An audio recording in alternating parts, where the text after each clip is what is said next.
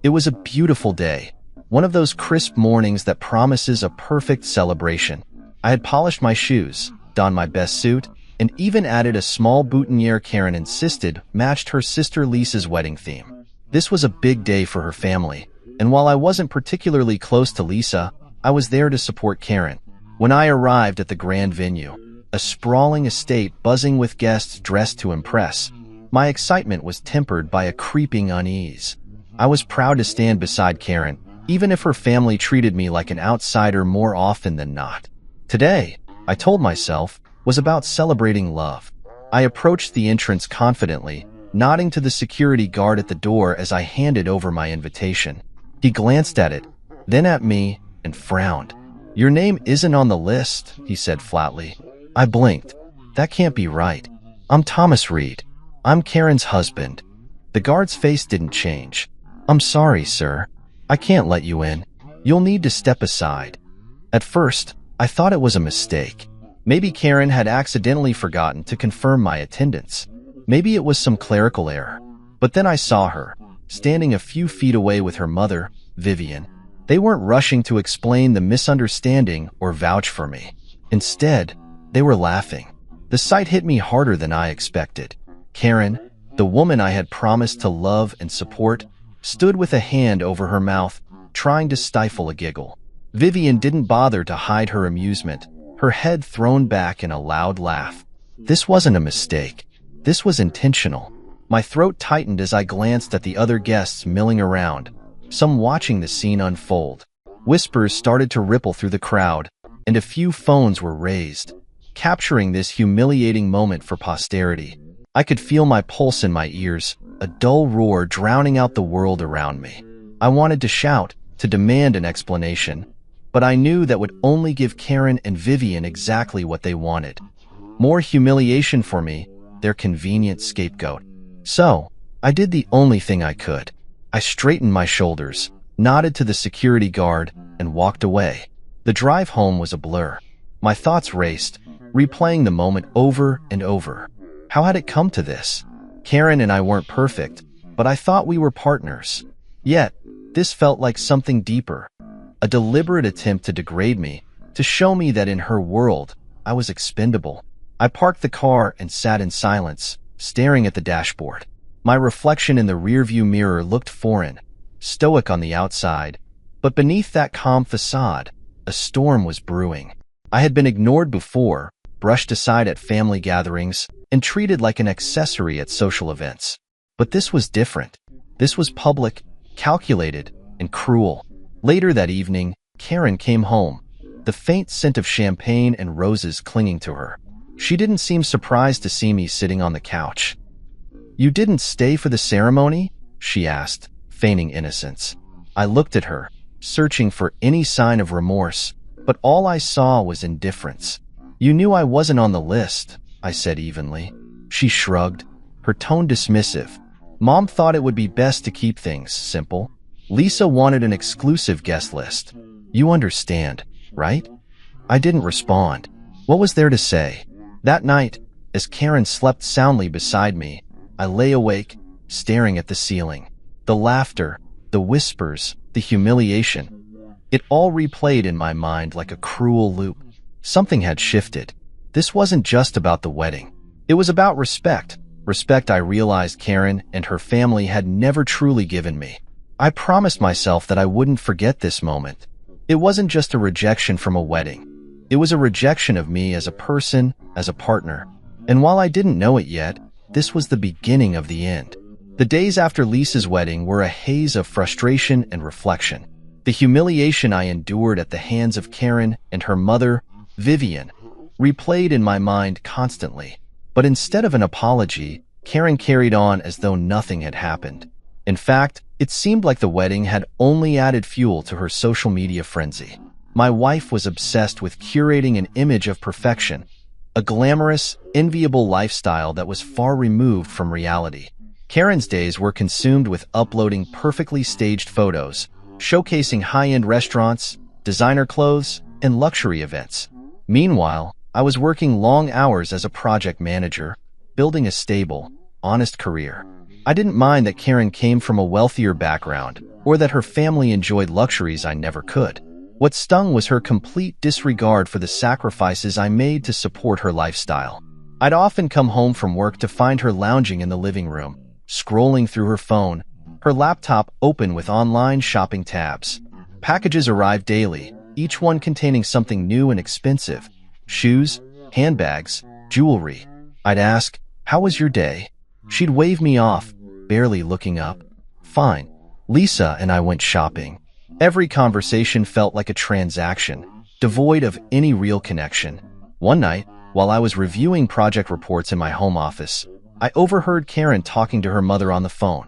"Thomas just doesn't get it," she said, her voice filled with irritation. "He thinks budgeting means saying no to a new pair of shoes. It's embarrassing." Vivian's response was muffled, but I caught the words "beneath us" and "just a phase." A phase? I clenched my fists, the sting of their words cutting deep. Was that how they saw me? As some temporary inconvenience, someone to tolerate until they could move on to something better? Their attitude toward me was reflected in the lavish events they attended. From charity galas to exclusive brunches, Karen and Vivian were regular fixtures in the city's elite social scene. I was rarely invited, and when I was, it was clear they preferred me to stay quiet and blend into the background. The few times I tried to engage, Vivian would cut me off with a patronizing comment, or Karen would steer the conversation back to herself. It was as though my accomplishments, my opinions, my very presence were an afterthought. I began noticing the stark contrast between our lives more acutely. Karen's Instagram feed was a highlight reel of extravagance. Her posing in designer gowns, sipping champagne with Lisa, and flashing diamond earrings that I hadn't bought her. Meanwhile, my own life was practical, grounded. I paid bills, planned for our future, and handled the day-to-day responsibilities that kept everything running smoothly. But none of that mattered to Karen. What mattered was appearances. One evening, after Karen had gone to bed, I scrolled through her social media out of curiosity. It was all there, the perfect facade. Caption after caption painted a picture of a flawless, glamorous life. Grateful for this amazing family and all the blessings in life. My face wasn't in a single photo. Not one mention of me or my role in making those blessings possible. Instead, it was Lisa, Vivian, and Karen, smiling at fancy restaurants or lounging on pristine beaches, the captions dripping with self-satisfaction. The breaking point came when I stumbled across a video from Lisa's wedding. It had been uploaded by one of Karen's friends. The video showed me standing at the entrance of the venue, arguing with the security guard. The camera zoomed in on my confused expression as Karen and Vivian laughed in the background. The caption read, "When you don't belong at the VIP table, face with tears of joy, #awkward moments." My blood boiled. This wasn't just neglect or indifference. This was intentional, public humiliation. I closed my laptop and sat in silence, the weight of it all pressing down on me. Karen and I had once dreamed of building a life together, but now it felt like I was a mere footnote in her pursuit of social validation. The contrast between our worlds was glaring, and for the first time, I realized just how far apart we had grown. I wasn't angry about her wealth or her family's affluence. I was angry that I had been reduced to a joke, a pawn in her quest for appearances. As I lay awake that night, staring at the ceiling, a thought occurred to me. How long could I keep living like this? Tension had a way of creeping into my marriage with Karen, slowly but relentlessly, until it became the defining feature of our lives. The more time passed, the more I noticed the distance between us. It wasn't just physical. It was emotional, intellectual, and even spiritual. Karen's obsession with maintaining her social status became all-consuming. Her days revolved around glamorous outings, orchestrated photo shoots, and endless conversations with her mother, Vivian, about the latest trends and upcoming events. And then there was me, the husband who didn't quite fit into her picture-perfect world. It wasn't always like this. I remembered a time when Karen and I laughed together, dreamed together, and talked about building a life that was ours. But those days felt like a distant memory. Now, I found myself watching from the sidelines as she played a starring role in a life I didn't recognize. The tension came to a head one evening when Karen announced, casually and without preamble, that Lisa's wedding would be the event of the year. "It's going to be incredible," she said, scrolling through her phone as she reclined on the couch. Lisa's pulled out all the stops: celebrity chef, live orchestra, the works. I nodded, trying to engage. "Sounds impressive. Are we doing anything to help with the preparations?" Karen barely looked up. "Oh, Lisa's got it covered. Besides, you wouldn't really be involved in the planning. It's more of a family thing." I frowned. I thought I was family. Karen waved her hand dismissively. "You know what I mean." Her words stung more than I cared to admit. That was the thing about Karen. She didn't always need to say something outright to make her feelings clear. To her, I wasn't really part of her family. I was a convenient accessory, someone to pay the bills and provide stability while she pursued her curated version of perfection. As the wedding day approached, the cracks in our relationship became impossible to ignore. Karen spent hours on the phone with Vivian and Lisa, discussing every detail of the event. The guest list, the decorations, the menu. It was all carefully orchestrated to impress. I was rarely included in these conversations. When I tried to join in, Karen would brush me off with a quick, "Don't worry about it," or "This isn't really your thing." It wasn't just the wedding that caused tension. Karen's social media presence had become a point of contention as well.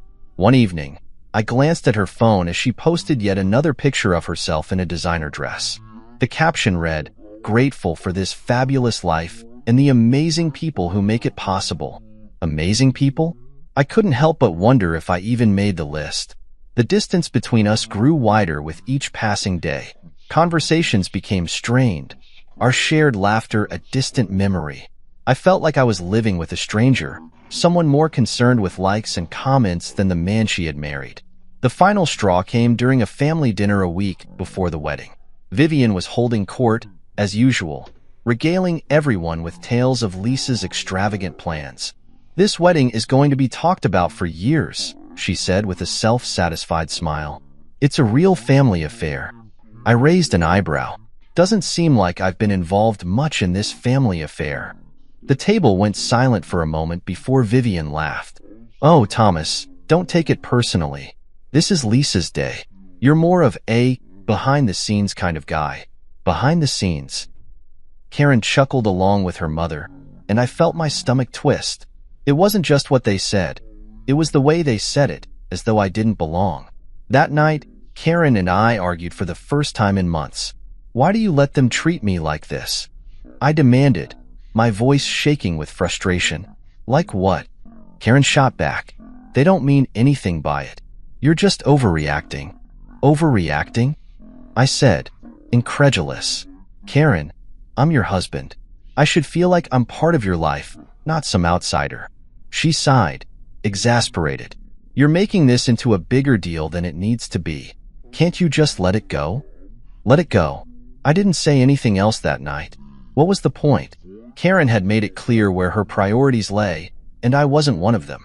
The tension between us was no longer something I could ignore. It had become the defining feature of our marriage, a constant, unspoken presence that colored every interaction. And as Lisa's wedding drew closer, I couldn't shake the feeling that things were about to reach a breaking point. The day of Lisa's wedding had finally arrived. It was all anyone in Karen's family could talk about for weeks. The high-profile guest list, the glamorous venue, the endless luxuries that only someone with Vivian's influence could orchestrate.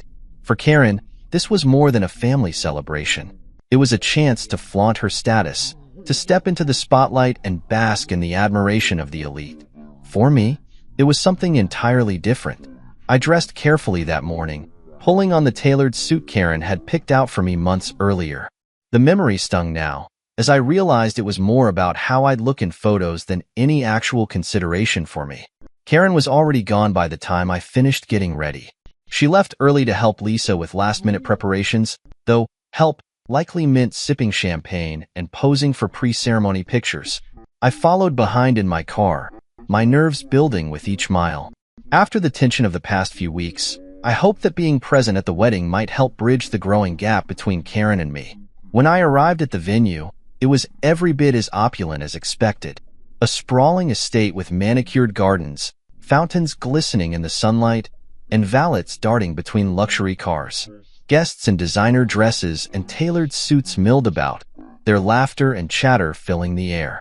I approached the entrance, where a stern-looking security guard stood with a clipboard.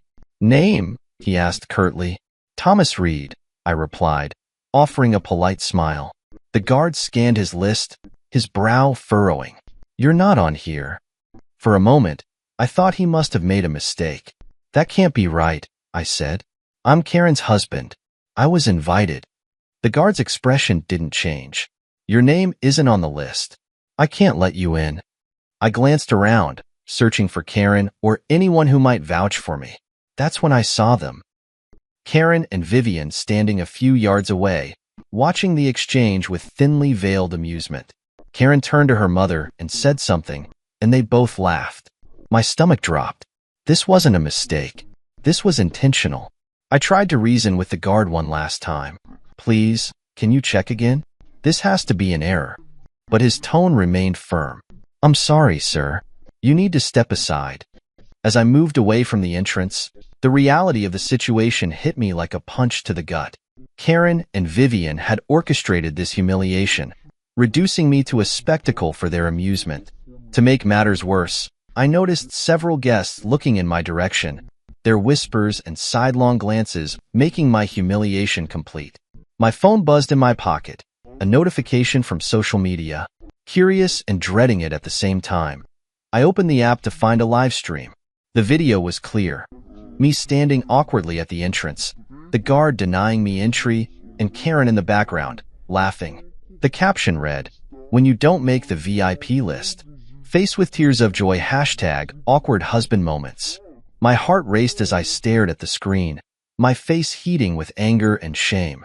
They hadn't just humiliated me in front of their friends and family. They had broadcasted it to the world. I turned and walked back to my car, each step heavier than the last. My hands gripped the steering wheel tightly as I drove away, my mind swirling with a mix of anger, sadness, and disbelief. How had it come to this? How had I gone from being Karen's partner, her confidant, to the butt of her jokes? That evening, Karen came home late, still glowing from the success of the event. "Why did you leave?" she asked casually, as though nothing had happened. "You know why," I replied, my voice colder than I intended. She shrugged, completely unfazed. "It's just a bit of fun, Thomas. Don't take everything so seriously."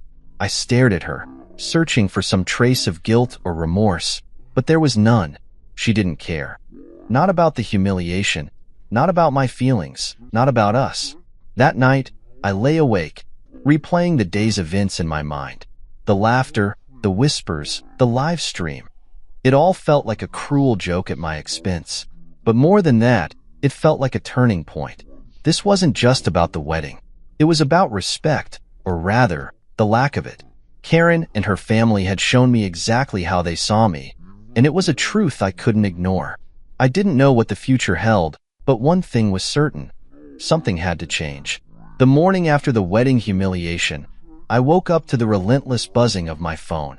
At first, I thought it might be work, but as I unlocked the screen, my heart sank.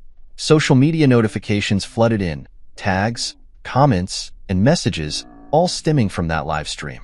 Karen's fun, at my expense, had gone viral. Strangers I'd never met weighed in on my life, turning my humiliation into their entertainment. I scrolled through the comments, each one more cutting than the last. "Imagine being so pathetic your own wife doesn't want you at the wedding. This guy seriously thought he was VIP material?" "Face with tears of joy. Karen deserves better." My chest tightened as I read them, the words cutting deeper than I expected. I wasn't just embarrassed anymore. I was furious. Karen had crossed a line, and now I was left to face the fallout. When Karen came downstairs, she was her usual self, calm, composed, and completely unaware of the storm she'd unleashed. "Morning," she said breezily, scrolling through her phone as she sipped her coffee. "Morning," I replied, my voice clipped. She didn't notice my tone, too absorbed in her social media feed. That was, until she came across the comments. "Oh," she muttered, her expression shifting ever so slightly. "People can be so mean online." I stared at her, incredulous. "Mean? Karen, they're mocking me because of what you and your mother did yesterday.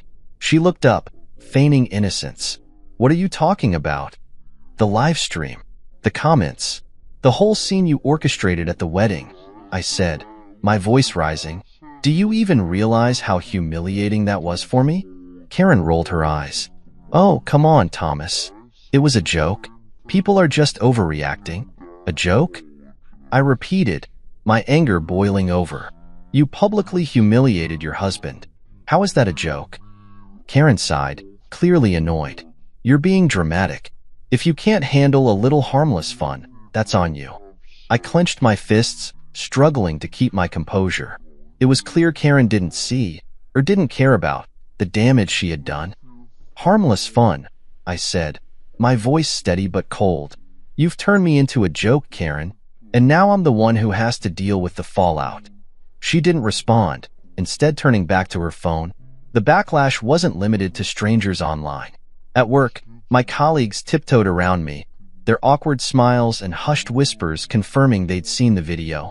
During a meeting, one of them made a passing comment, trying to lighten the mood. Hey, Thomas, maybe you should try getting on the guest list next time, huh? The room erupted in laughter, but I sat there, stone-faced. It wasn't just the jokes, it was the pity in their eyes. Everyone saw me as the man whose wife didn't respect him, and it hurt more than I cared to admit.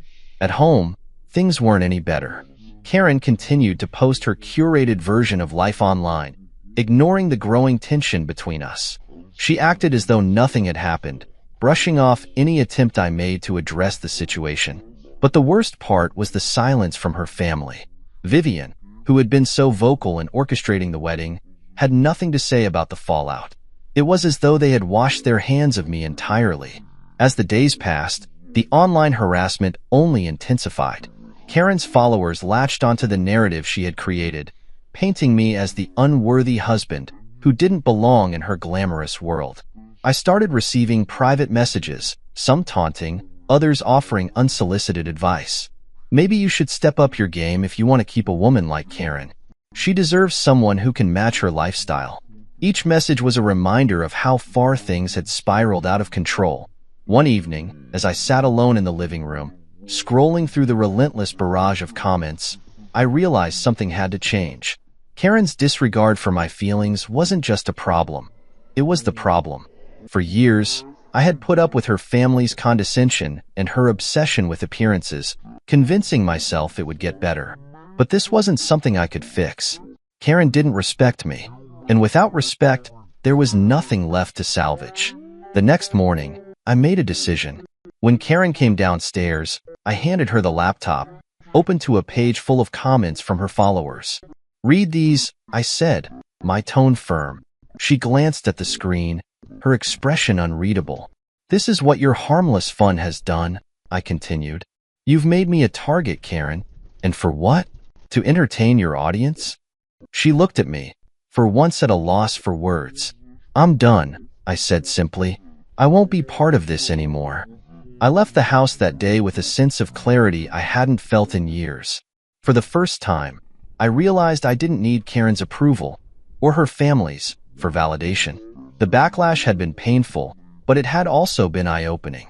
It was time to reclaim my dignity and focus on what truly mattered, rebuilding my life on my terms. The morning after my declaration, the house felt unusually quiet.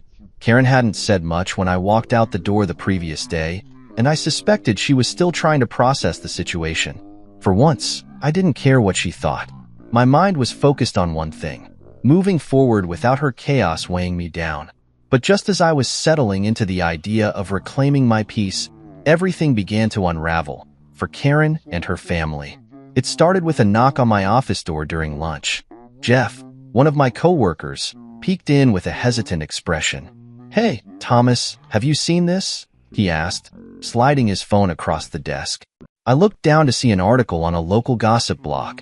The headline read, Reed Wedding Fallout, Behind the Scenes of a Social Media Disaster.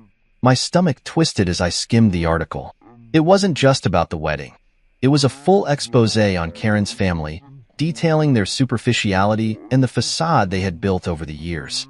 Apparently, The wedding fiasco had caught the attention of a journalist who dug deeper into their lives. The article revealed how Vivian and Lisa had inflated their social status by exaggerating wealth, relying on loans and credit cards to maintain appearances. Karen wasn't spared either. Her social media posts were dissected, exposing the stark contrast between her curated life and reality. I should have felt vindicated, but instead, I felt nothing. It was a hollow victory, watching their carefully constructed world crumble under the weight of their lies. Later that evening, I returned home to find Karen and Vivian in the living room. Vivian's usual confidence was gone, replaced by a look of desperation. Karen's face was streaked with tears, her phone clutched tightly in her hand. "We need to talk," Karen said, her voice trembling. I stood in the doorway, arms crossed. "About what?" Vivian jumped in, her tone frantic. "This article is ruining us, Thomas. Everyone's talking about it. Lisa's sponsorship deals are falling through, and people are canceling collaborations with Karen. The wedding fallout has become a PR nightmare." I raised an eyebrow. "And what does this have to do with me?" Karen stepped forward, her voice cracking. "Thomas, please. You're good at damage control. You can help us fix this." I couldn't help but laugh. "Fix this? Karen, you and your family have spent years treating me like an afterthought. You humiliated me in front of your friends, your family, and the entire internet. And now you want my help?" Vivian interjected, her tone sharp. "We didn't mean for it to go this far. It was all just miscommunication." "Miscommunication?"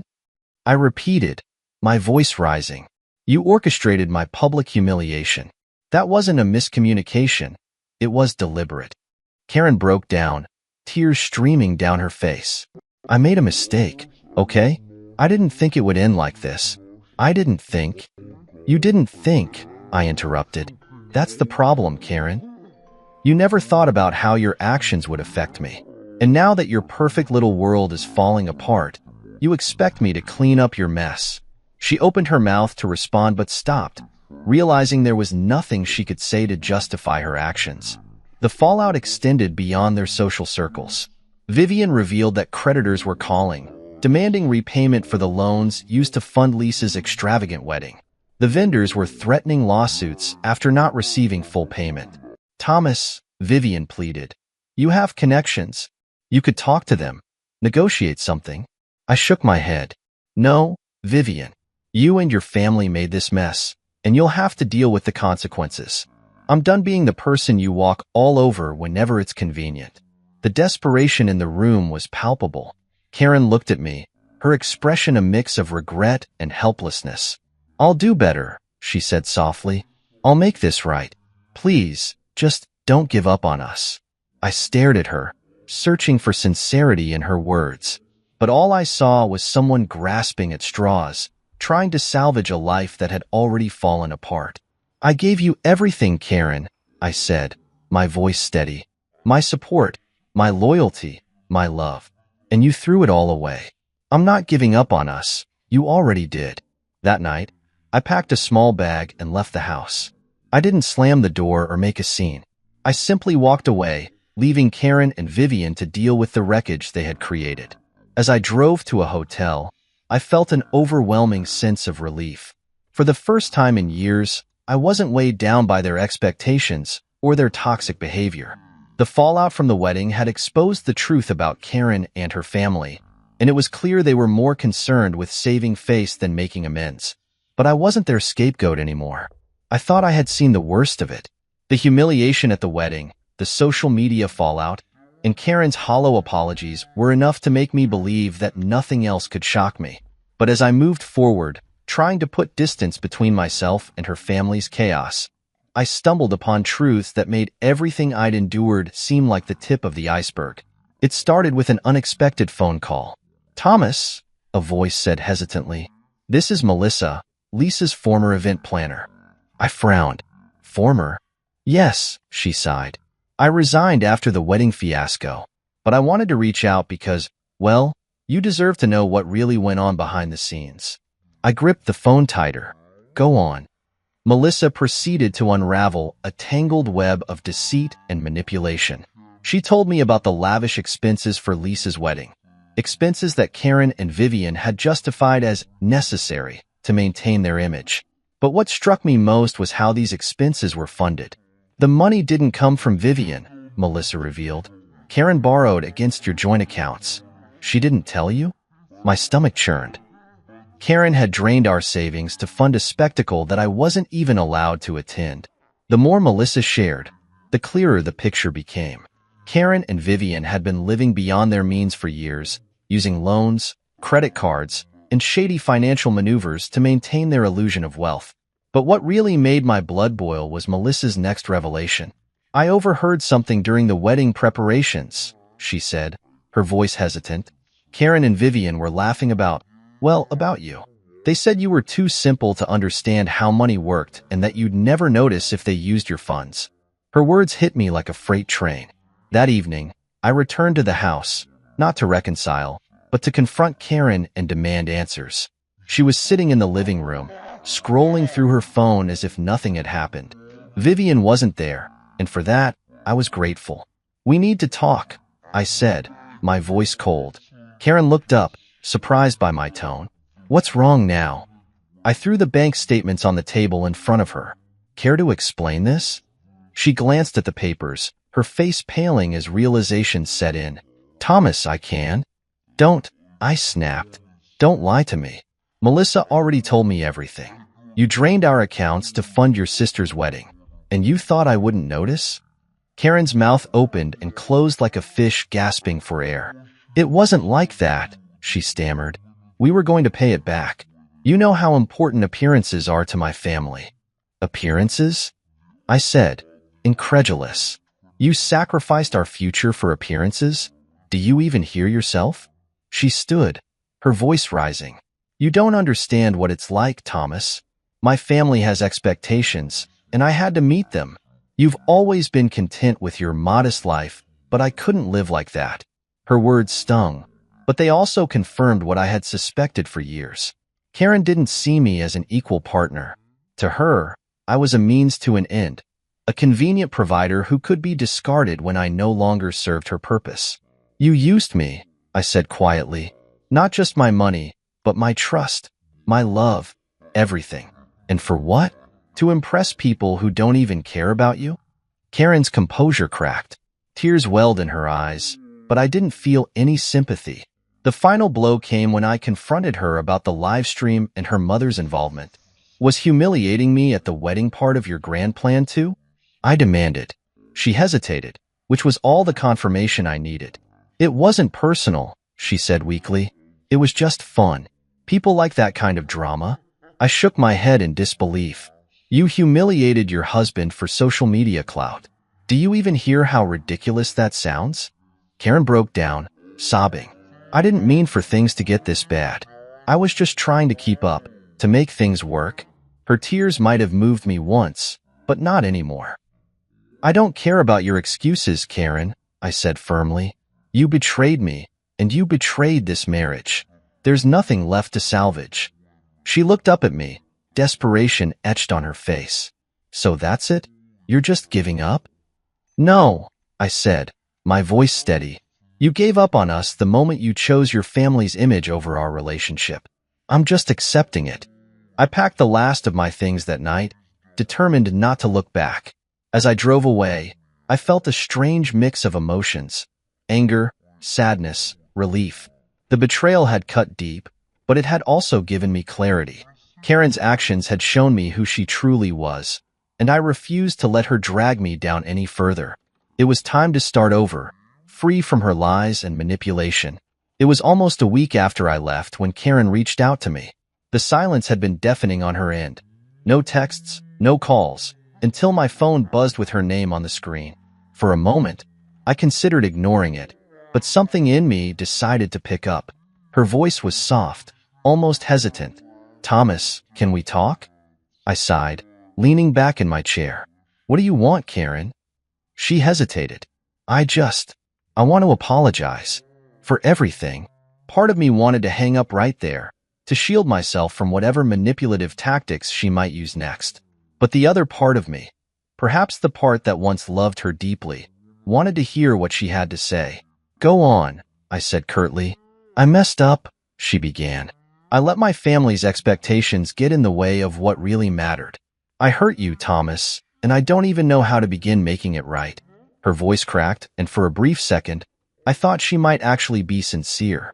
Is this about the money, Karen? I asked, cutting straight to the point. Or is it about your reputation falling apart now that everyone knows the truth? There was a pause. It's not about the money, she said quietly. It's about us. About how I took you for granted. How I let myself get so caught up in appearances that I lost sight of what we had. What we had. I repeated, incredulous. Karen, you didn't just take me for granted. You humiliated me, lied to me, and used me. Do you even understand the damage you've done? Her tears came in earnest then, her sobs barely contained. I know, Thomas. I know I don't deserve your forgiveness, but I can't believe how far I let things go. I've lost everything, and it's my fault. Her words hung in the air, heavy with regret, but I couldn't let myself soften. Not yet. Karen, do you even understand what forgiveness means? I asked. It's not just about saying you're sorry and expecting everything to go back to normal. It's about taking responsibility for your actions, about actually making changes. And from where I'm standing, all I see is someone who's sorry because they got caught. She was silent for a long moment, and I could hear her steadying her breathing. You're right, she admitted. I haven't earned your forgiveness. And maybe I never will. But I need you to know that I'm going to try. I'm going to make things right, even if it's too late for us. For the first time, her words felt genuine. But that didn't mean I was ready to let her back into my life.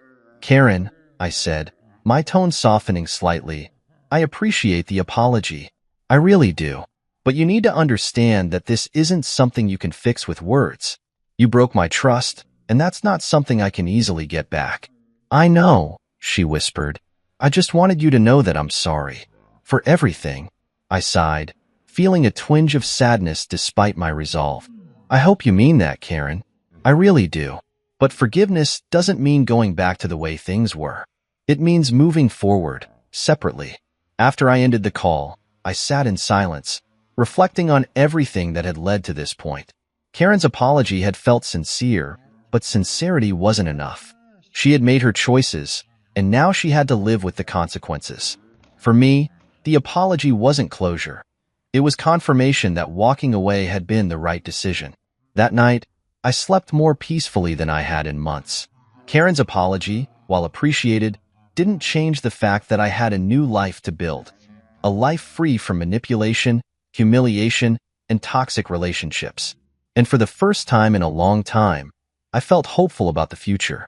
The day after Karen's apology, I felt a strange sense of peace. Not because her words had magically mended everything, but because I knew I was no longer tethered to her chaos. The weight of her manipulation and my constant attempts to hold our marriage together were gone, and in its place was a quiet clarity. For the first time in years, I focused solely on myself. I started small, tackling the things I had neglected in the wake of our crumbling relationship. My apartment, a temporary refuge after leaving the house, was bare and impersonal, but I began making it my own. A few framed photos, a comfortable couch, and a new coffee maker were simple additions, but they felt like steps toward rebuilding a life that was mine. Work became my sanctuary. As a project manager, I thrived on structure and progress, and throwing myself into my career helped me regain a sense of control. My coworkers, once hesitant to approach me after the wedding debacle, started treating me with a newfound respect. Maybe it was because I carried myself differently, no longer weighed down by Karen's dismissive comments or Vivian's judgmental stares. One afternoon, Jeff, the coworker who had shown me the article about Karen's family, stopped by my office. "Hey, Thomas," he said, leaning against the doorframe. "You seem different lately. Happier, maybe?" I smiled. "I guess you could say I've been doing some spring cleaning, clearing out the toxic stuff in my life."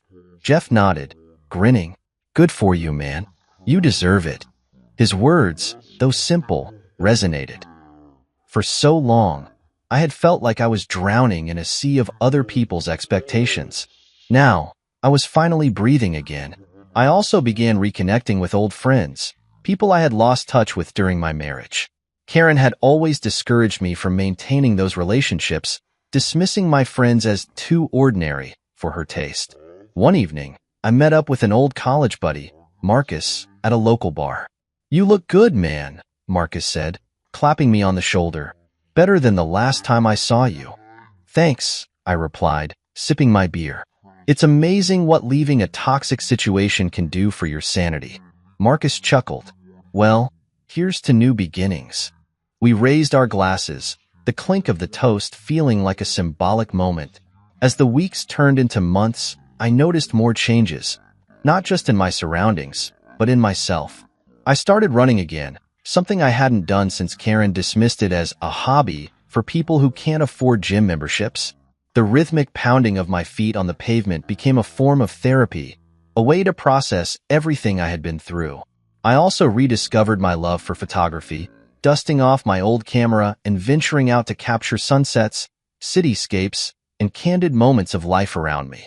Each photo felt like a snapshot of my journey, proof that I was moving forward, one step at a time. Karen reached out a few more times during those months. Her messages ranged from apologetic to accusatory, depending on her mood. Sometimes she would beg for another chance, claiming she had changed. Other times, she would lash out, accusing me of abandoning her and refusing to take responsibility for her actions. I didn't respond to most of her messages. When I did, it was brief and to the point. "We're done, Karen. I wish you the best, but I'm moving on." The final message came one morning in early spring. "I hope you find happiness, Thomas," she wrote. "I'm sorry for everything." This time, I didn't feel the need to reply. Moving forward wasn't just about cutting ties with Karen. It was about redefining what I wanted for myself. I set new goals for my career, taking on more challenging projects and earning recognition for my leadership. I started traveling, visiting places I had always dreamed of but never prioritized. In the process, I met new people who valued me for who I was, not for the image I projected. One of those people was Clara, a photographer I met during a local art exhibit. She was vibrant, down-to-earth, and completely uninterested in social media clout or superficial appearances. Our connection was easy, unforced. Over coffee one evening, she asked me about my past. I hesitated, unsure how much to share, but her genuine curiosity made me feel safe. "I've been through some interesting times," I said, smiling wryly. She laughed. "Haven't we all? The important thing is where you are now." Where I was now, I realized, was a far cry from where I had been.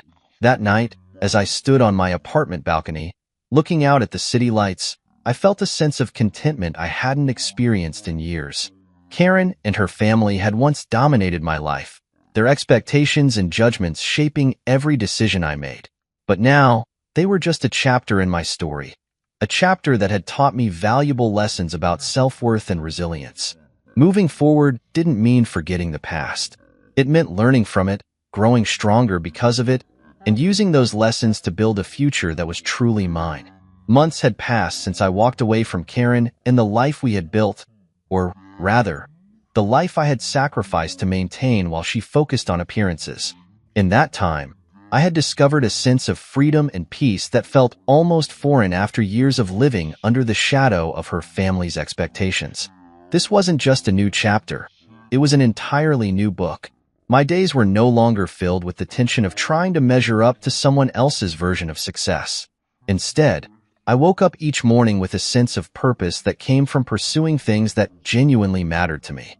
The apartment I had once considered a temporary refuge was now my sanctuary.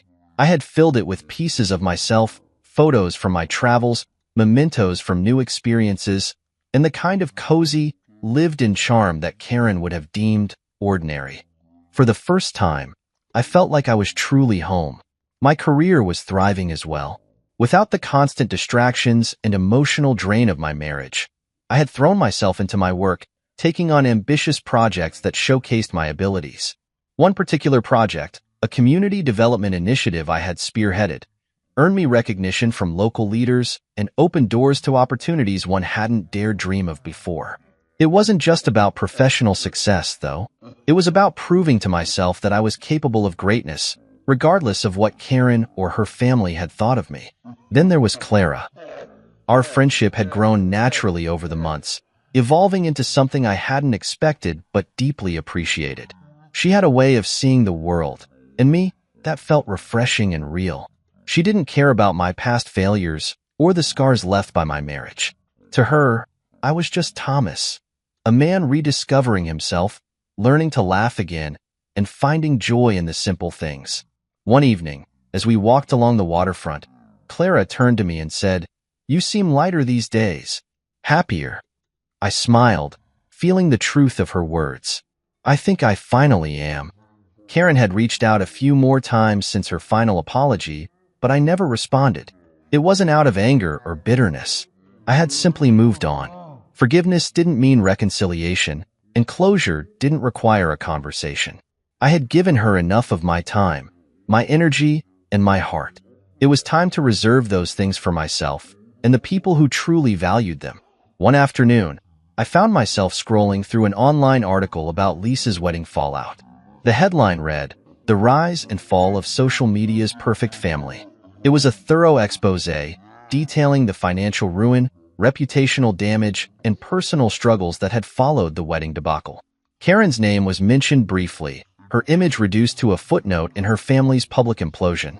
I closed the tab, feeling no sense of schadenfreude, just a quiet relief that I was no longer part of their story.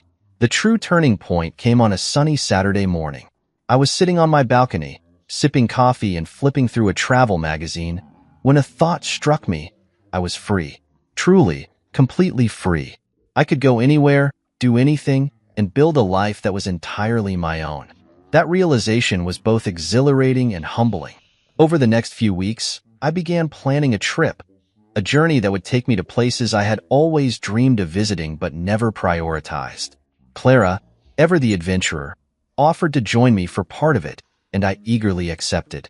The trip felt symbolic, a physical representation of the emotional journey I had been on since leaving Karen. It wasn't about running away from the past. It was about embracing the future with open arms and an open heart. As I stood in the airport, boarding pass in hand, I glanced at my phone one last time.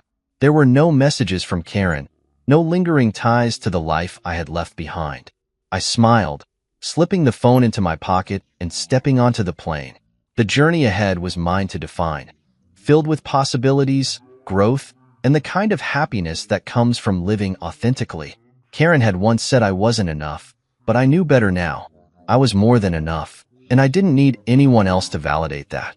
The world was waiting, and for the first time in a long time, so was I. I'd never been nervous meeting someone's parents until I met Islas. The walk from the valet to the entrance of Castellan felt like crossing a tightrope. Floor-to-ceiling windows framed the city lights beyond, their steady glow doing nothing to calm the storm in my chest. My suit jacket fit well. My tie was straight. I practiced my smile in the reflection of the glass door, willing warmth into my voice.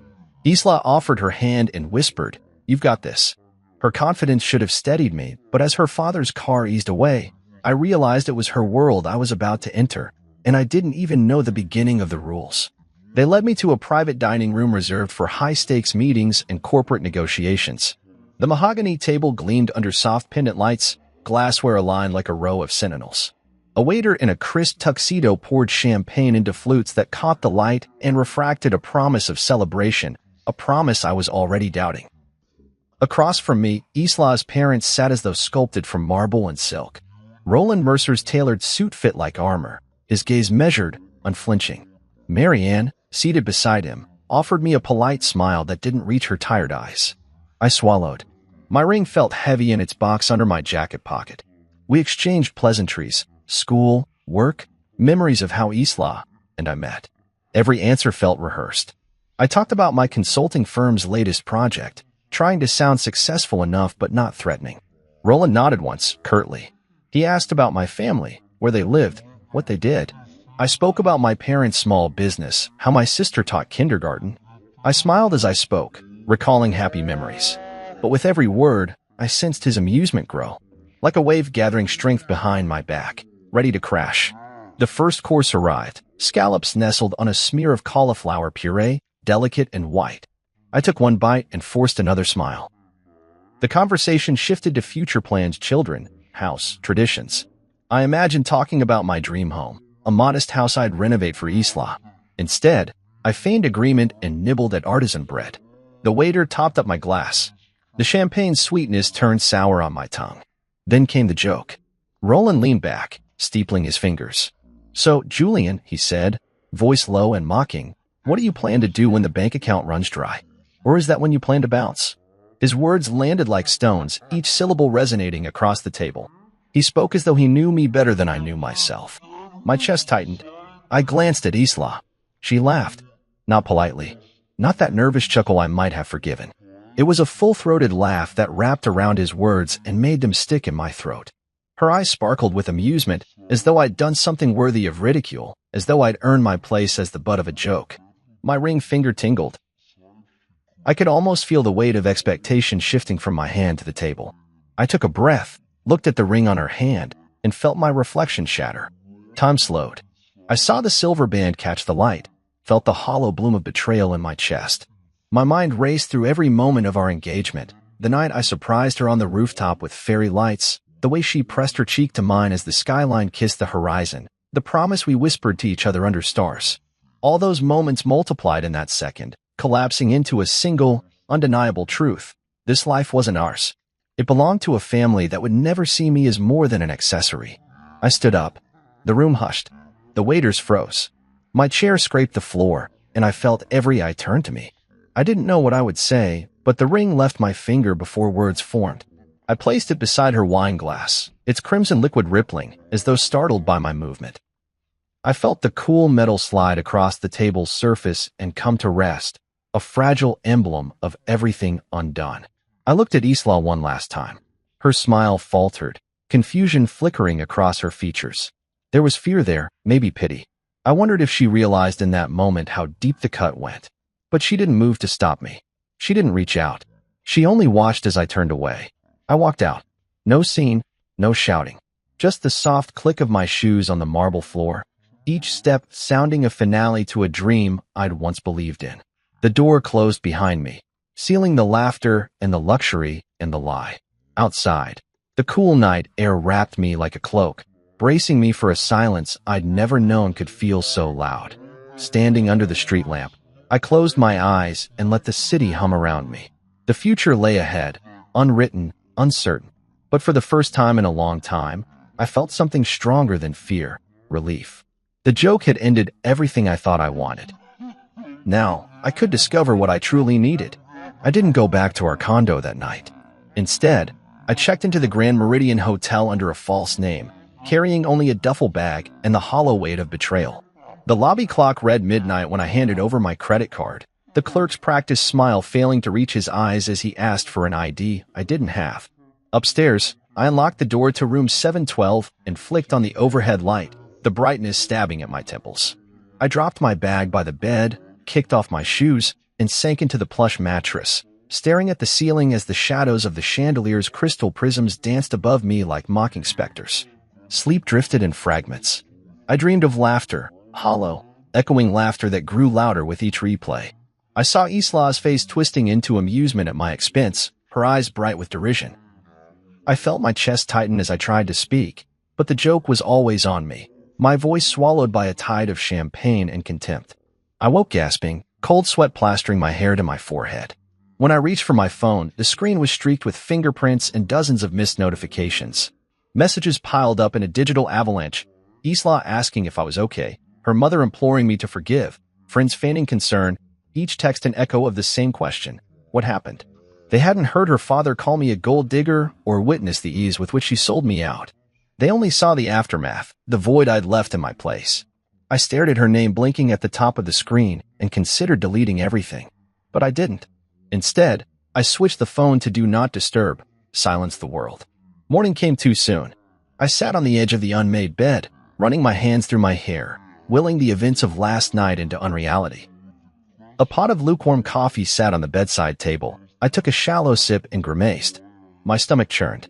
I pulled the curtain aside and watched city traffic crawl below, cars inching forward like people moving through life. I felt like one of those cars, boxed in, waiting for permission to move. Eventually, I relented and propelled myself out of bed. I showered, letting hot water sluice away the residual sting of rejection, and dressed in fresh clothes I'd thrown together at the last minute. I paused before leaving, staring at my reflection in the mirror. My eyes were bloodshot, my cheeks hollow.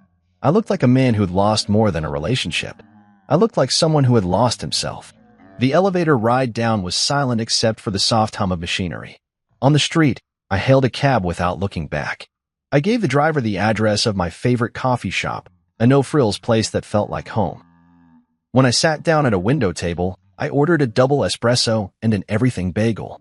The barista set my cup in front of me with a sympathetic smile. I nodded in gratitude, fingers tracing patterns on the ceramic before lifting it to my lips. The bitterness grounded me. My phone buzzed. I glanced at the screen. Theo, my best friend since college, the one person who'd seen me at my highest and my lowest without flinching. I let the call go to voicemail. A minute later, my phone buzzed again. A text from Martina Elwell, the CEO I'd been consulting for. Are we still on for this afternoon? No mention of anything else. That familiarity offered a bittersweet comfort. Work was the one place where I still had control. I glanced at my reflection in the window as I sipped my coffee, watching life pulse by on the sidewalk. A mother steadied her toddler, a businessman argued into his phone, a street musician coaxed mournful notes from a saxophone. The world continued as though nothing had happened, indifferent to the rupture in my life. I wished I could slip into that anonymity, become another face in the crowd, forget who I was supposed to be. But I couldn't, because I knew something that these strangers didn't. Their laughter didn't matter. Their judgments, their opinions, they held no power over me unless I gave it away.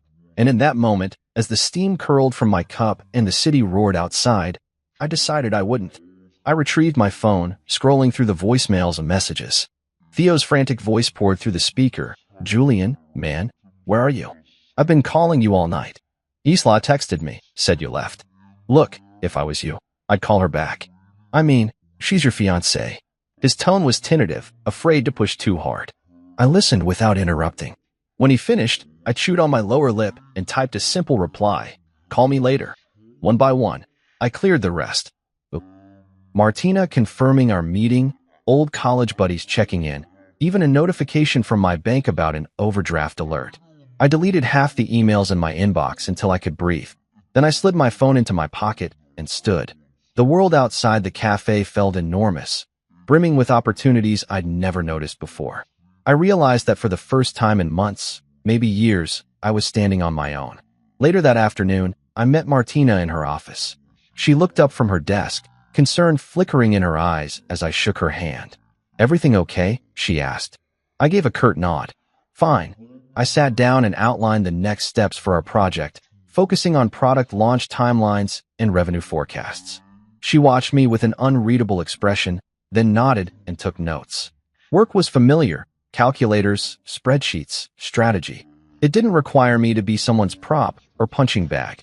It required competence, vision, and integrity. After the meeting, I walked back to the cafe, bought another espresso, and sent Theo a text. Meet me at the old park bench in an hour. He replied almost instantly, on my way. I sat outside, shoulders squared, breathing in the spring air. When Theo arrived, he flopped onto the bench next to me, eyes wide with questions. I handed him my coffee and said, I'm okay, man. Not great, but okay. He nodded, studying me like a wounded comrade. You want to talk about it? I stared at my cup, the late afternoon sun glinting off its rim. I'm not going back, I said. Not to her. Not to that life. It felt like a funeral, Theo. Like I was mourning the death of something I thought was love. He exhaled, running a hand through his hair. Then don't. I looked up at him and managed a small, genuine smile. No, I won't. As we sat there, the world carried on around us, cars honking, children laughing, life unfolding in riotous color. And I realized that while some endings felt like funerals, they were also beginnings. The echo after the door closed wasn't a dirge, it was an invitation. An invitation to step into a story of my own making. I took a sip of coffee, let its warmth spread through me, and stood, ready to answer the call. The morning sun filtered through the blinds in soft, forgiving slats, but I felt no warmth. Coffee sat cooling on the kitchen counter, its steam dissipating like my last hopes of reconciliation. I'd barely touched it when I heard a soft knock at the door, 3 deliberate taps that echoed too familiarly. My heart lurched, and I stood frozen, the mug clutched in my hand. Isla. After everything, she was here. I set the cup down with more force than intended and moved toward the door, each step heavy as if I were wading through water.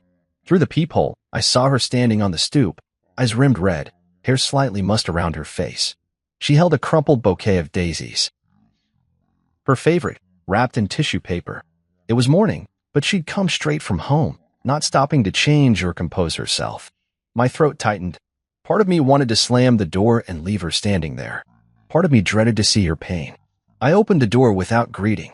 The hallway light spilled between us. She looked past me as though seeing something I could not, some memory I buried beneath anger. The daisies trembled in her hand. Her lips quivered. "Julian," she began. Her voice wavered like a song missing its chorus, familiar, but unsteady. "I'm so sorry." I leaned against the doorframe, arms crossed, studying her. Her apology had the ring of rehearsed remorse. I'd heard it before during arguments that ended with a phone call and a promise to change. But this was different. I wasn't the same man who cared enough to listen. "Sorry isn't going to fix what happened," I said, voice low. Tears slipped down her cheeks, but she lifted her chin. "Last night, I shouldn't have laughed. You're right. My father's words were cruel. You don't deserve that." I was scared of him, scared of what he'd say if I defended you. I froze. Her confession hung between us. I placed a hand over my heart, feeling its rapid thump.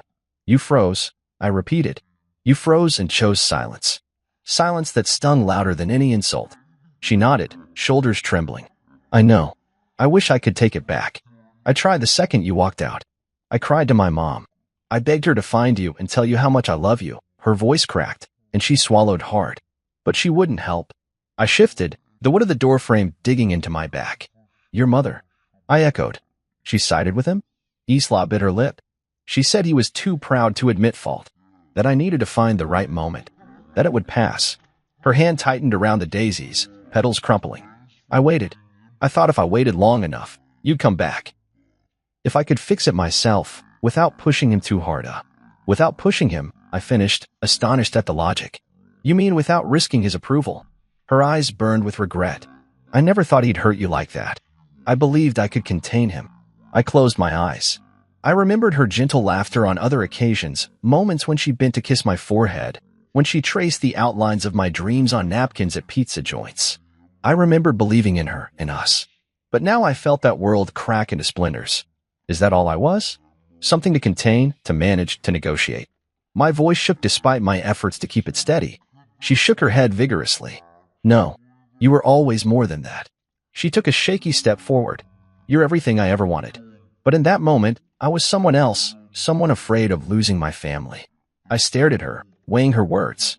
Part of me wanted to believe her, to reach out and pull her in, to tell her I still loved her. Another part of me recoiled, sure that this was the moment she'd ask me to forgive and forget, to promise I'd dance to her father's tune forever. She swallowed and exhaled, steeling herself. "Julian, I came here to say that I'm done negotiating. I won't put you through that again. If you want me, it'll be on my terms. I'm choosing you." Her declaration hung in the morning air, fragile as dew. I wanted to lean in and brush her hair behind her ear. I wanted to tell her this was exactly the moment I'd been waiting for, proof that she valued me enough to risk it all. Instead, I felt the weight of every moment since that dinner settle in my chest. "I appreciate that," I said slowly, "but I need time. I need to know you'll stand up for me, even when I can't." She paused, uncertainty flickering across her face. "I will," she whispered. I stepped back, closing the door until it clicked. The daisies drooped against the wood. I could hear her footsteps retreat, a soft shuffle that carried more sorrow than I could bear. I rested my hand on the door for a moment, listening to her voice trail off down the hall like an echo I couldn't catch. Inside my apartment, the morning light felt cold and empty. I walked to the window and watched her disappear around the corner, the daisy's petals fading from view as though she'd never held them. My reflection shimmered on the glass, a man torn between love and self-respect, between the comfort of what once was and the uncertainty of what could be. I returned to the kitchen counter, where my coffee had gone cold hours ago. I picked up the cup and drained the last bitter drop. The taste lingered, reminding me that healing wasn't a choice. It was a process, slow, gradual, and undeniably my own. As the day wore on, I felt the momentum shift. My heart ached, but beneath the ache was a flicker of something new, agency. I wasn't merely reacting. I was choosing. I could let her back in, but on different terms, terms that respected my dignity. Or I could walk away, leaving behind the fragments of a future that had been shattered by laughter. The answer wasn't yet clear, but for the first time, I felt the weight lift just enough to see both paths. I closed my eyes and focused on the hum of the city below, letting it remind me that life moved forward, whether I followed or not.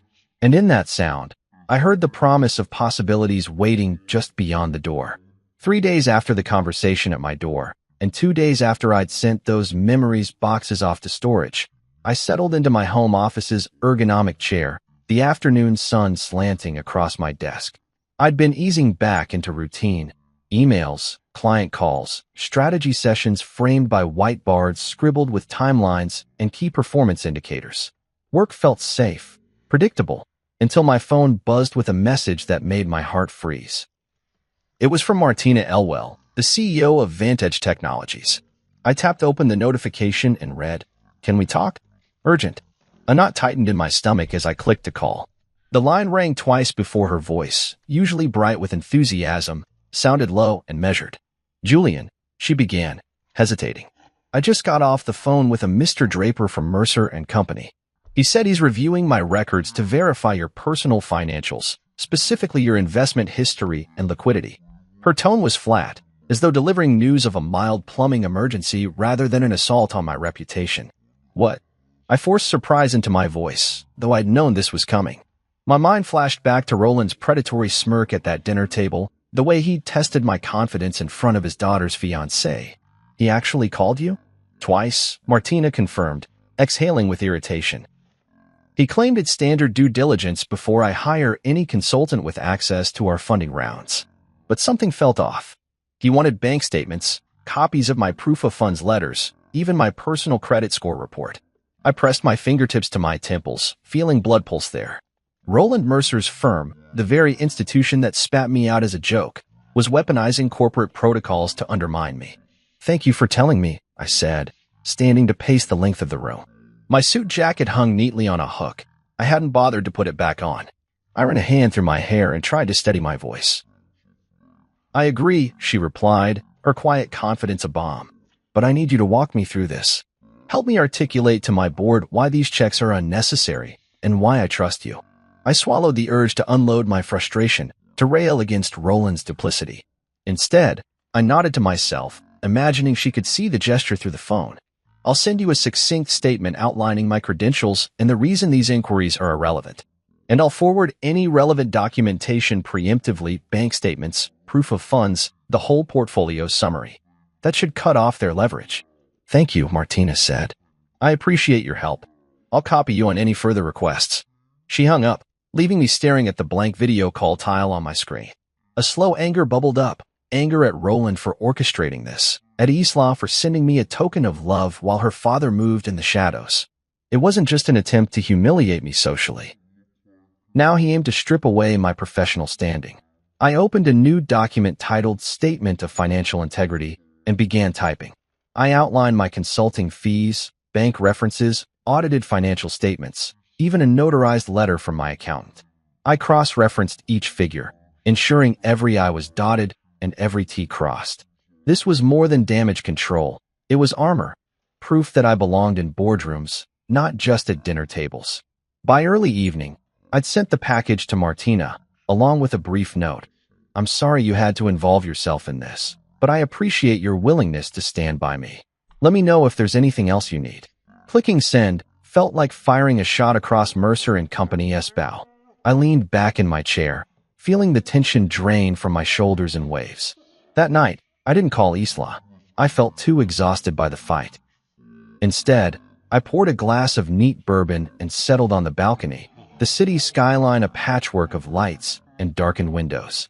The air carried a crisp breeze, rustling the leaves of a potted ficus I hadn't remembered to water recently. I sipped and stared out, tasting oak and smoke, thinking of the silence between us, the silence that cut deeper than her father's insults. The next morning, a letter arrived at my front door. The heavy envelope bore Isla's handwriting, elegant and precise. I paused before opening it, sensing a trap.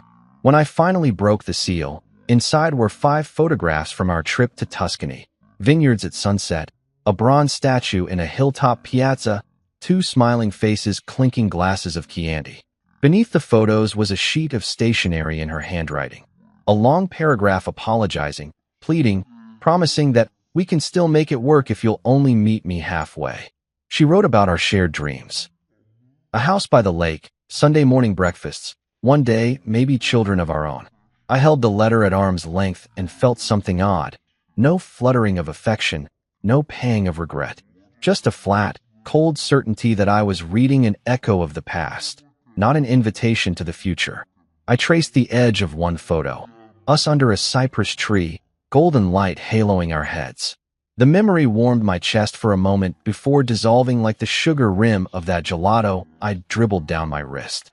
I laid the photos on the dining table and watched them lie there, beautiful, static fragments of a story I'd closed.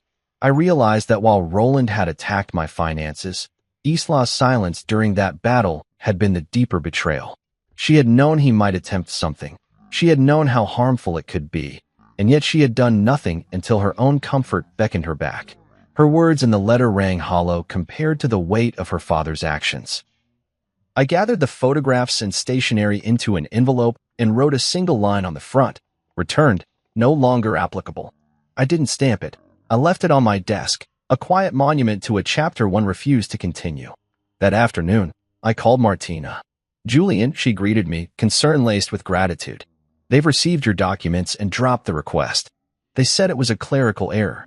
"Good," I said, relief and vindication mingling in my chest. "Thank you for standing up to them." She paused. "I'm glad I did. But more importantly, I'm glad you did too." As I hung up, I felt a shift, a definitive hinge in the narrative of my life.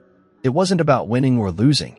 It was about refusing to be silenced or diminished, whether by a wealthy father's whims or the love that wouldn't defend me.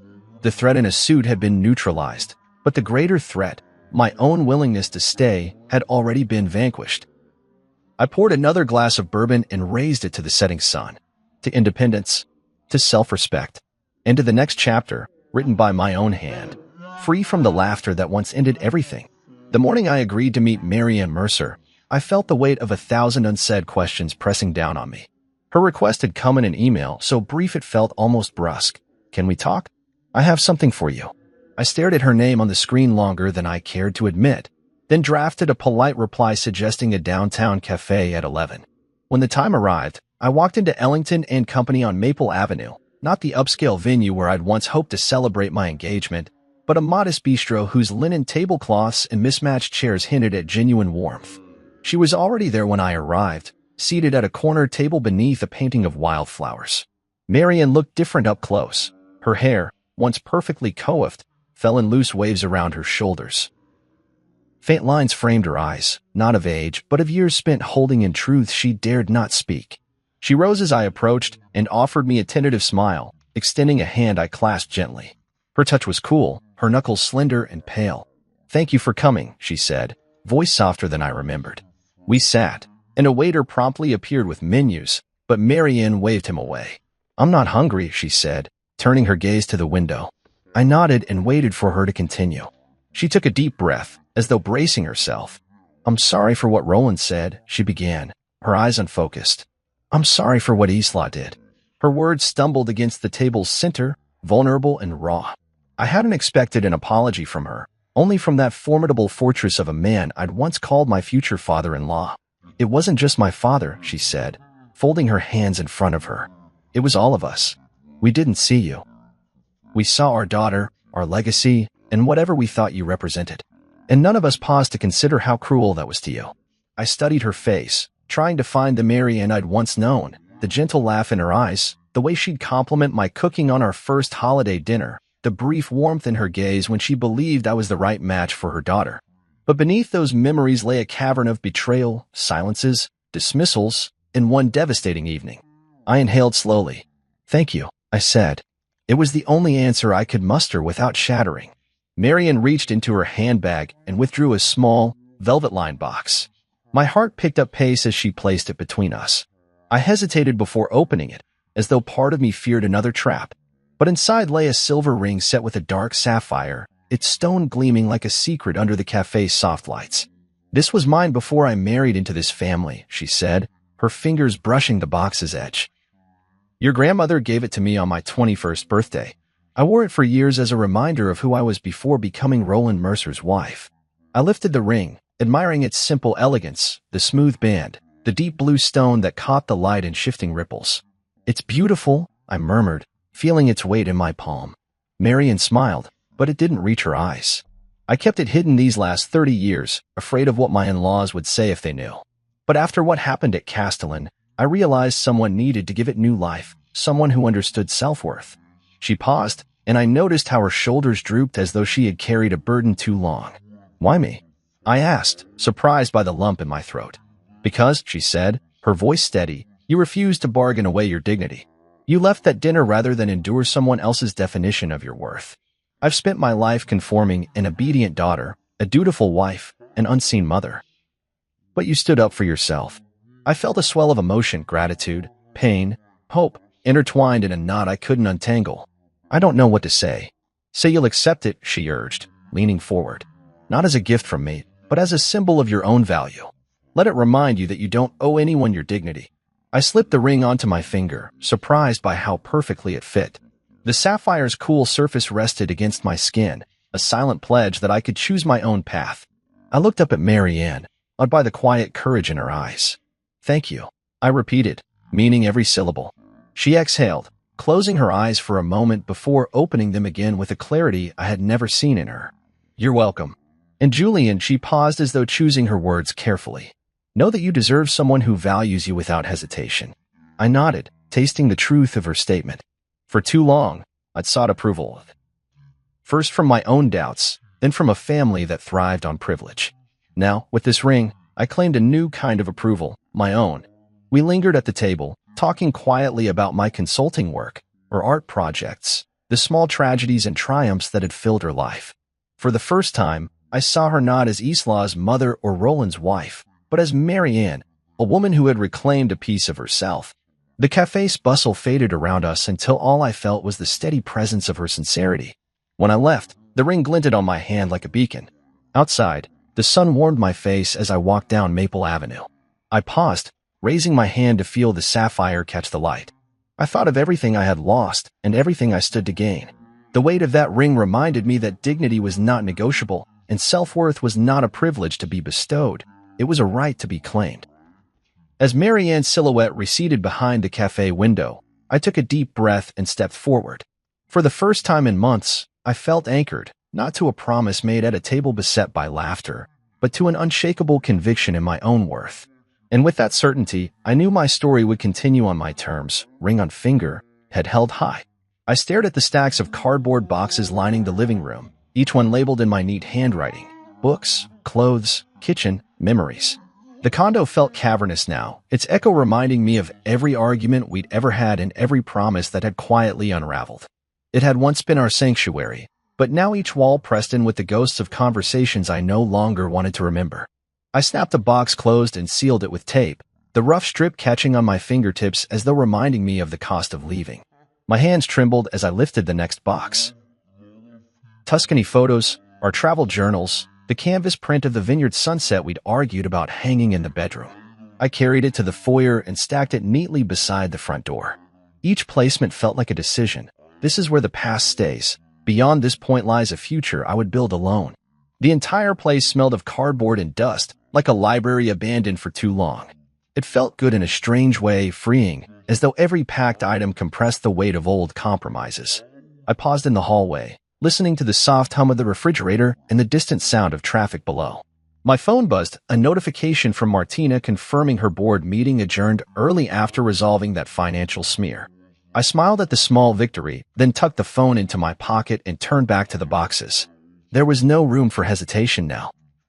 I moved methodically, pulling books from the shelves, sorting clothes in the closet, reclaiming the kitchen knives wrapped in bubble wrap.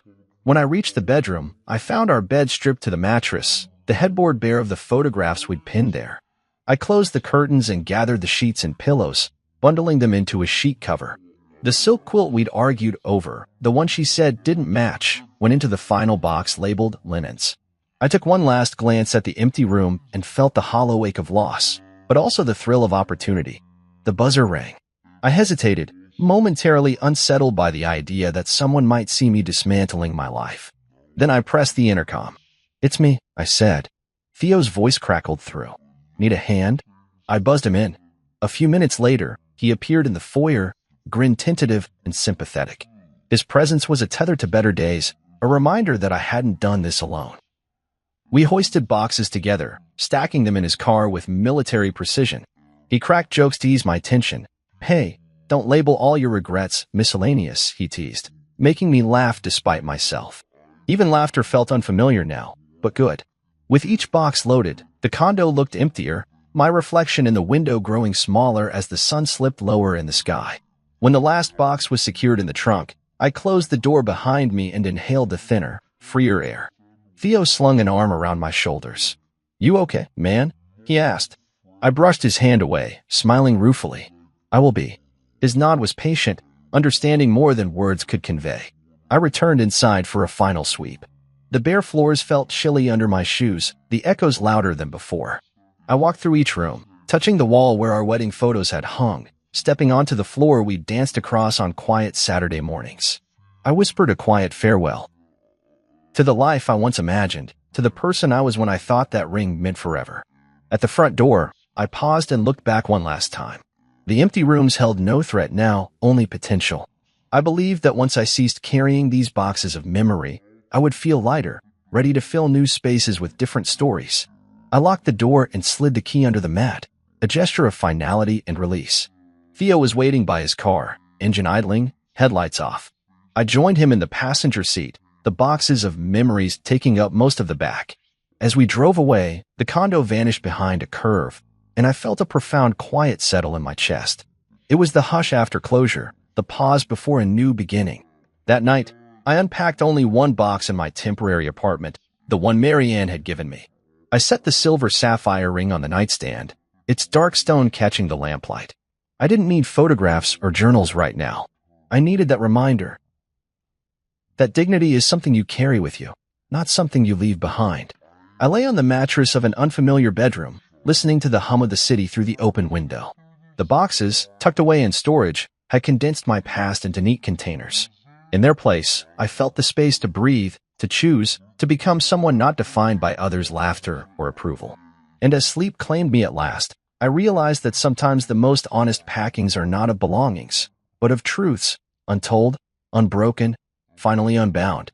A week after Marianne's gift, I sat at my desk going through client proposals when an alert popped up on my laptop, a credit report inquiry I didn't recognize.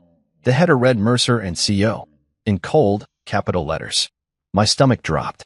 I clicked to view the details and saw multiple hard inquiries dated just 2 days ago, requests for my credit history, bank balances, even loan applications I'd never made. My pulse spiked. Roland had promised subtlety. This was outright sabotage. I closed my laptop, stood, and paced the length of my office. The sunlight streaming through the blinds felt too bright, too revealing. I needed proof. I dialed a mutual contact at First National Bank, a compliance officer I trusted. My voice was steady despite the tremor I felt inside. "Can you confirm whether Mercer and Company requested my statements?" I asked. There was a pause, then a polite sigh. "Yes, they did. We flagged it as unusual and denied the request pending your authorization." Relief and fury warred in my chest at once. They tried to slip under the radar, but banking regulations had caught them. I thanked my contact and hung up, marveling at the double edge of bureaucracy. It restrained me in my proposals but also protected me from predatory tactics. That evening, I confronted Isla over coffee at Blackwell's. Her eyes widened when I slid my phone across the table, showing the inquiries. She glanced at the screen, then back at me, cheeks paling. "Julian, I swear I didn't know." Her voice trembled like a candle flame. I folded my arms, leaned forward, and stared into her eyes. "You didn't know? Or you chose not to tell me?" My heart pounded. I needed honesty, not more excuses. She looked away, swallowing hard. I asked Dad for help fixing things after that dinner. He said he'd handle it professionally. I didn't ask for details. Her words felt me like a punch. I closed my eyes, recalling the night at Castellan, the way her laughter had sliced through me. Now I realized her father never stopped cutting. She'd enlisted him again, thinking he could erase pain with corporate maneuvers. The coffee between us cooled. I drank it in a single swallow and set the cup down hard. "You involved him again," I said. "You weaponized my name." My voice was low, controlled, but each word hammered the table. She reached across, but I pulled back. "I'm done being collateral damage." Her hand hovered over mine, trembling. "Please, Julian." "I'm trying." I shook my head. "Trying isn't enough. Not when you let him test me like this." Her lips quivered. "I love you." She whispered it, but the words felt empty beneath the din of Mercer and Company's inquiries. I stood abruptly, chair scraping against the floor. She gasped. "I have work to do," I said, the lie slipping out. I needed time to think, time to rebuild without betrayals lurking in the background. I walked away, leaving her alone under the soft glow of the cafe lights. That night, I called my accountant and scheduled a full audit of my personal and business accounts. I hired a credit monitoring service, activated fraud alerts, and changed several passwords. Each protective measure felt affirming, a brick in the wall I was erecting around my life. As I clicked through security settings, I realized how often I had trusted others, trusted love, family, social niceties, to safeguard me. Now, I was the only guardian of my own integrity. In the days that followed, I buried myself in work, throwing myself into client deliverables with a fierce focus. I rebounded data analysis late into the night, drafted marketing plans at dawn, and negotiated contracts with newfound confidence. My phone no longer buzzed with pleas from Isla or her family. The silence was disconcerting at first, but gradually it felt like breathing room. One afternoon, I received an email from Mercer and Company. Their clerical error notice was brief. They regretted any inconvenience and confirmed no further requests would be made. I read the lines twice, then closed my laptop and leaned back in my chair. The battle over my finances. I looked out the window at the cityscape, sunlight catching the glass facades of high-rises. I thought of all the times I'd compromised, tried to fit into molds not meant for me. The credit inquiries had been an affront, but they had also forced me to reclaim ownership of my story. I sipped my water and smiled, a slow, genuine curve. My name was on my credit report and on my terms. I was more than Mercer's weapon or Isla's project. I was Julian Mercer, no, Julian Morris, standing firm in my own worth. 2 months had passed, and in that time, I'd settled into a rhythm I hadn't known in years. My mornings began with coffee on the balcony, laptop open to project timelines and client updates. I'd taken to journaling again, filling pages with aspirations rather than anxieties. I'd even started attending a weekend pottery class, surprised at how soothing it was to knead clay into simple bowls, small creations I could hold, free from expectation. Life had regained its shape, defined by my choices rather than someone else's design. Then my phone buzzed, interrupting a Zoom call with Martina.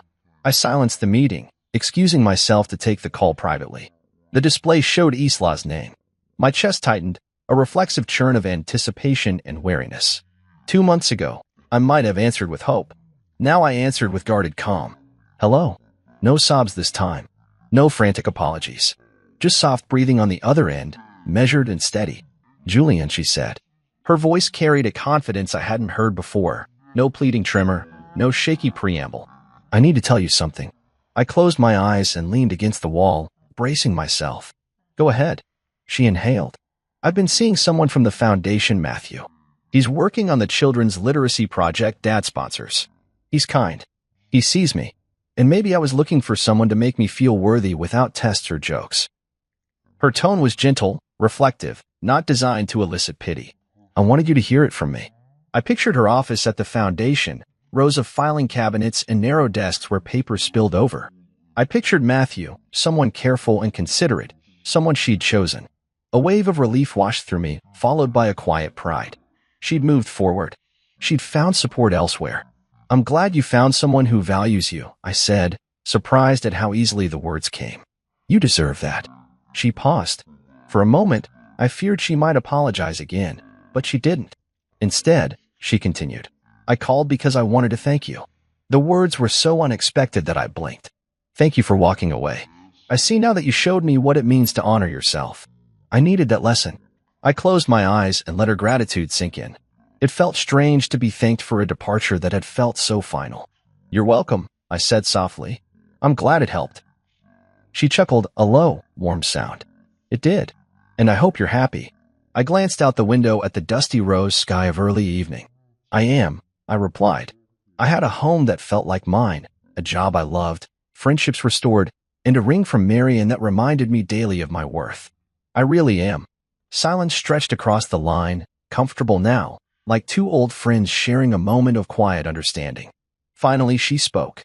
I hope one day you find someone who sees your worth without a ledger. A smile tugged at my lips. I already have, I said, surprising both of us. I see it now.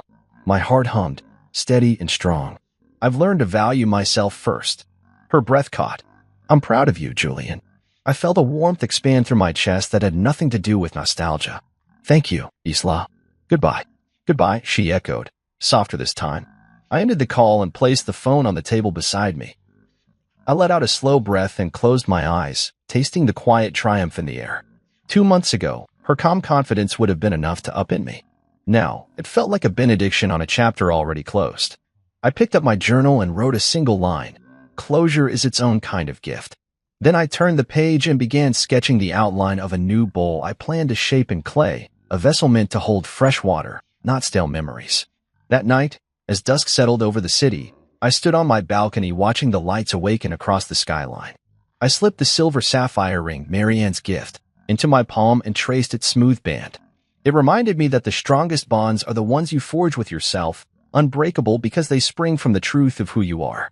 And in that gentle affirmation, I felt a softness bloom in my heart, a quiet celebration of endings that free you and beginnings born from resolve. The final conversation wasn't a farewell so much as a beginning, a promise that self-respect, once claimed, can lead you anywhere you choose. The envelope arrived on a Tuesday afternoon, unassuming and plain, resting on the welcome mat like any other piece of mail. I carried it inside, expecting a bill or a solicitation, but when I turned it over and saw Marianne's elegant script, my chest tightened. I hadn't spoken to her since that morning at the cafe where she awarded me the silver ring, and in the weeks since, her presence had become a quiet beacon in my life. I sliced the envelope open and unfolded a sheet of tissue-wrapped canvas. Beneath the soft paper lay a small painting of a weathered dock stretching into a pale, rippling lake at sunset, colors of molten gold melting into lavender sky, reeds swaying in a gentle breeze, and a single wooden rowboat tied loosely to a post.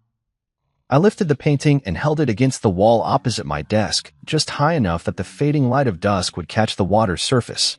The scene felt familiar and foreign at once, not Tuscany vineyards or candlelit dinners, but something quieter, steadier, and infinitely more hopeful. I ran my fingers over the brushstrokes, imagining Marianne's hand guiding the paint, perhaps recalling evenings she once spent dreaming of her own future before it was shaped by someone else's design. In that moment, I realized she'd sent me more than a gift. She'd sent me a reminder of possibility, of calm conviction. Later that evening, I found myself lingering in the living room, the painting glowing softly under the lamp's warm beam. The bottles of bourbon and glasses on the coffee table seemed louder, the edges of the room sharper, but the dock drifted before my eyes like a promise of stillness. I poured myself a measure and settled into the armchair facing the canvas, glass in hand. It was strange how a single image could carry so much weight, a silent manifesto that spoke of departure and return, of courage and trust in one's own bearings. I realized, too, that this revolution, my departure from a life that nearly broke me, was not an eruption of anger but a quiet shift, like water finding a new course. That night, sleep came easily, and I dreamed of standing at the edge of that dock, toes grazing the cool wood, the surface of the lake reflecting an endless sky. I felt neither fear nor loss, only readiness to step forward, as though balance had been restored. In the morning, I made coffee and stood before the painting again, imagining I could smell the lake's mist and hear distant loons calling across the water.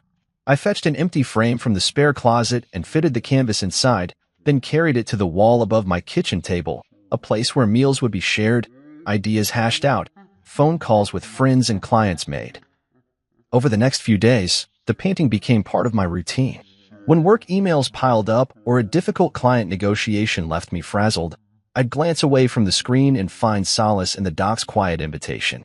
On weekends, I took the painting down and carried it to my pottery class, sketching the scene on a slab of clay before molding its form into a shallow bowl.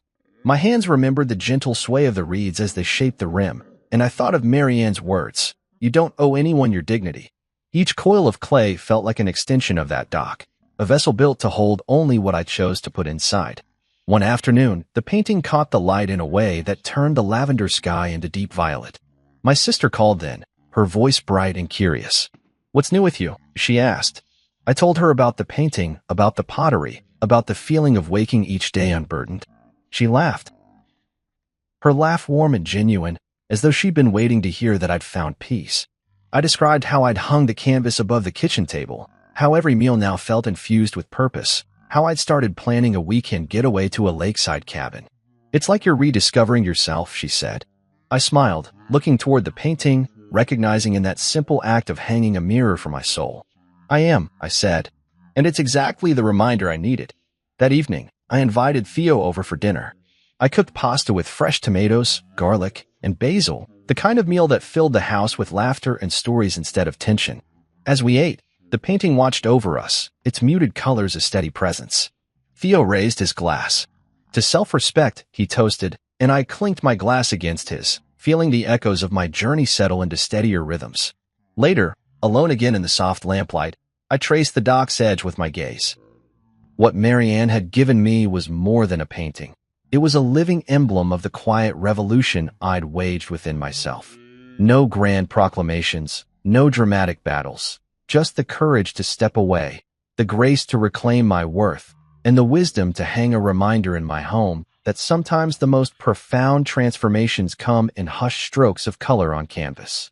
And as I turned off the lights and the room softened into shadow, I knew I carried that dock within me, ready for any sunrise. 6 months had passed since I last walked away from the condo that had held promises I no longer believed in.